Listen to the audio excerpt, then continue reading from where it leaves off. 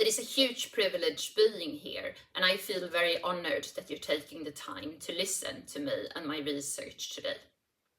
A lot of my work has looked into the many ways that entrapment or gendered immobility is impacting the well-being and mental health of women, and particularly in the context of different types of violences. It is as a part of that I've started to research how our legal systems are trapping women and children into situations of risk and danger, and specifically in the context of domestic abuse and violence. As I'm sure you're aware, we're currently facing a crisis within our family court system. Since the mid-1980s, we have seen how a dangerous, misogynistic and pseudoscientific belief system has made its way into our family courts. This is the label of so-called parental alienation syndrome, parental alienation or alienating behaviors. Research shows how it's primarily mothers and children raising experiences of child sexual abuse that are punished through the alienation label.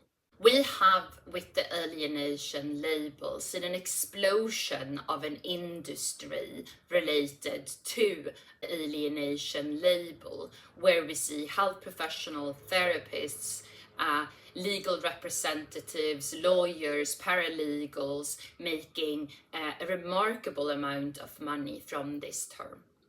A big part of this has been in relation to so-called reunification therapy. So the solution put forward by these experts leaning on pseudoscience is that the child will need to be reunified with the sometimes convicted and criminal and dangerous, most often father. Last year in November, I published a peer-reviewed article that was looking into the harms of these so-called reunification programs in England and Wales.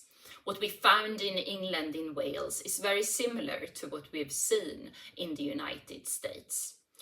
A lot of these cases where reunification programs were put forward resulted in tremendous harm to these children who kept running away repeatedly from the abusive father's care and from the treating professionals.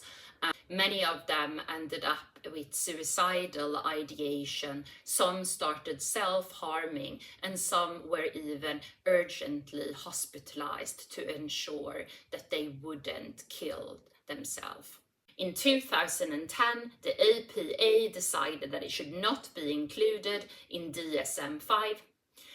Later on, we saw how the World Health Organization decided that it should absolutely not include parental alienation in the ECD 11th edition. And most recently, we saw how in 2023, the UN Special Rapporteur on Violence Against Women and Girls recommended that all national states must ban parental alienation, any synonyms and experts using this label. Sadly, we haven't seen that many countries following these recommendations, and 2023 was also the year when a desperate mother in northern Sweden called the police after not having her 8-year-old boy returned to her after an unsupervised contact session. This mother was a child psychiatrist herself, so when she was facing this pseudoscientific idea in family courts, she thought that it was impossible that the family court would listen to them. Both this mother and the 8-year-old boy Tintin had raised concerns in relation to the father's behaviors and the risks that they felt that may pose to the boy. They primarily asked for the contact to be supervised, just to make sure that the boy was safe. The family court decided that the father should be entitled to 2 hours unsupervised contact. 2 hours was too little of time to pose any risk to the boy, they thought.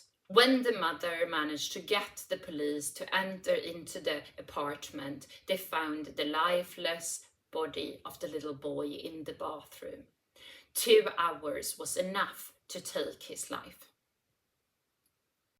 Medicine is very clear in the context that it doesn't support any treatments or belief therapeutical ideas that could pose harm or risk or even be associated to the death of people. We see this, for example, in relation to holding therapy. After the death of 10 children, it was recommended that this should be completely banned. We know for a fact that in relation to the so-called alienation label, we have lost far more than 10 children. We know this because there's been laws coming up in countries that have been named after all the children that have been killed in the context of the family courts and alienation being raised within the court system. We've heard of Kayden's law, Om's law, Keira's law, Tintin's law, and many, many more that's been named after children murdered by their perpetrator fathers who've claimed to be alienated fathers. Another huge concern is the way that the media, and often the national media sources, have begun to put out propaganda in relation to the alienation label having to be understood as some kind of child abuse.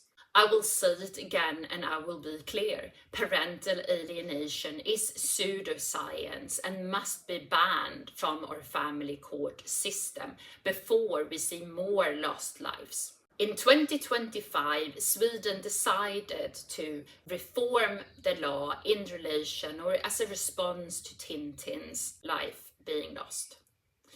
Sadly, however, the Swedish government decided that they would not ban the alienation label or regulate around experts using this label.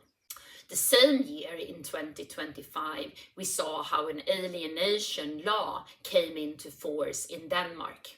We've seen the harrowing experiences of the alienation law in Brazil that came into place in 2010. I'm incredibly concerned with what we're going to see being the consequences of this law in Denmark. Every day I'm contacted by 10, 20, 30 mothers in desperate despair in relation to being called alienators in family court. It has gotten to the extent that many legal professionals are telling mothers to stop raising experiences of domestic abuse or naming risk. The alienation label have become a dangerous legal weapon that nobody knows how to defend themselves against. The other day, a mother contacted me from Poland and said that the official statistics of child removal in Poland have now peaked to over 1,200 cases a year. Alienation label is going against any protective orders or convictions made within the criminal court system. We must also remember the many mothers and children who die from suicide in the context of being either removed and placed with a violent father or by having their children removed. It is about time that we understand that child removal is a form of torture. We wait for many, many weeks up until we take puppies from a dog, but we do not show mothers the same mercy. The European Union has a huge task at its hands. Even if we begin to plan for how to ban and work against the damage that's been made in our legal system through the alienation label, we will continue on seeing women and children dying in its path. We must ensure that we begin that work now. We cannot wait. It's been 2 years since the report, and very few countries have decided to come up with a system or to ban pseudoscience from being used in its family courts. Thank you.